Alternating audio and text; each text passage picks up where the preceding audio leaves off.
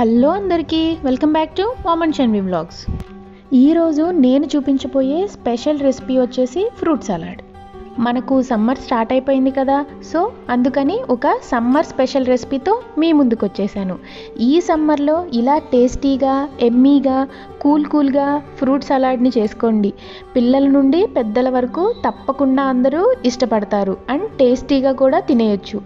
ఈ fruit salad మనం ఫ్రూట్స్తో చేస్తాం కాబట్టి మనకి హెల్దీ కూడా. ఇప్పుడు ఈ ఫ్రూట్ సలాడ్ ఎలా తయారు చేసుకోవాలో మనం చూసేద్దాం.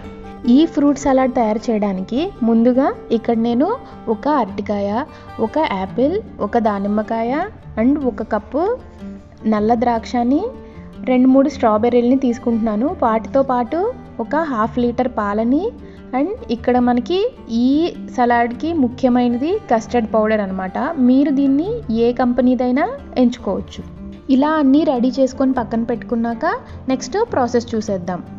ముందుగా ఒక చిన్న బౌల్ తీసుకొని అందులో ఒక 2 to 3 టేబుల్ స్పూన్ దాకా పచ్చి పాలను తీసుకుందాం.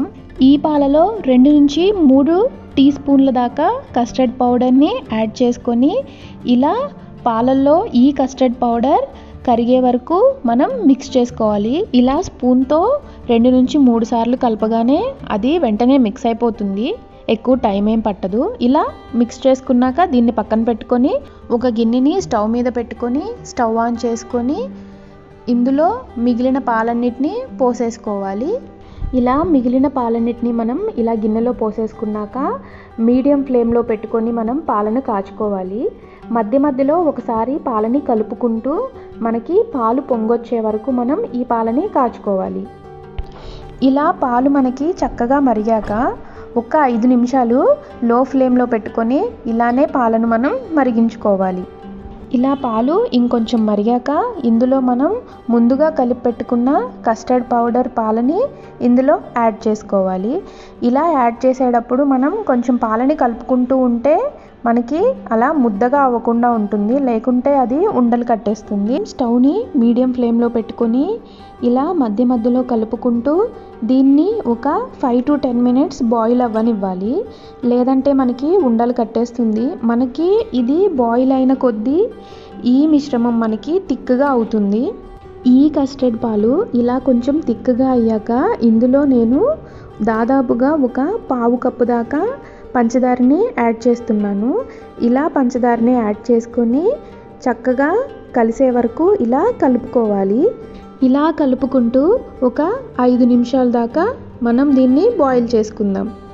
ఇలా 5 నిమిషాల తర్వాత మనకు ఈ మిశ్రమం చక్కగా థిక్గా అయిపోతుంది.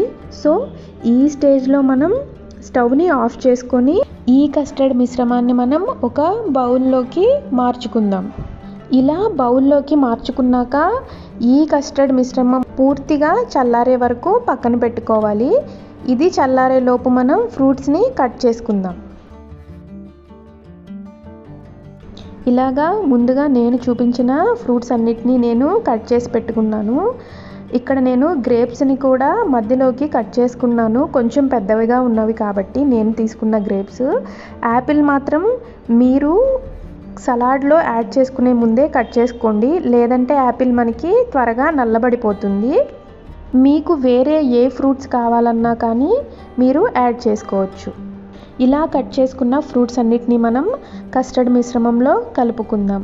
ఇక్కడ మనకు కస్టర్డ్ బాగా చల్లారిపోయి మంచిగా థిక్గా తయారైంది. సో ఈ స్టేజ్లో మనం ఫ్రూట్స్ని కలిపేసుకుందాం. మనం తీసుకున్న ఫ్రూట్స్ అన్నిటినీ ఒకదాని తర్వాత ఒకటి ఇలా కస్టర్డ్లో కలిపేసుకున్నాక మనకి ఫైనల్గా మనకు కావాల్సిన ఫ్రూట్ సలాడ్ రెడీ అయిపోతుంది. చూసారు కదా, ఎంతో ఈజీగా ఎంతో టేస్టీగా చేసుకునే ఈ కస్టర్డ్ సలాడ్ని. సో ఇలా ఫ్రూట్స్ అన్నిటినీ మనం కలిపేసుకున్నాక నేను దీనిపైన డ్రై ఫ్రూట్స్ని కూడా యాడ్ చేసుకుంటున్నాను. నేను ఇక్కడ కిస్మిస్ అండ్ జీడిపప్పును మాత్రమే యాడ్ చేసుకున్నాను. మీకు కావాలంటే బాదం, పిస్తా ఇలా వేరే డ్రై ఫ్రూట్స్ని కూడా యాడ్ చేసుకోవచ్చు.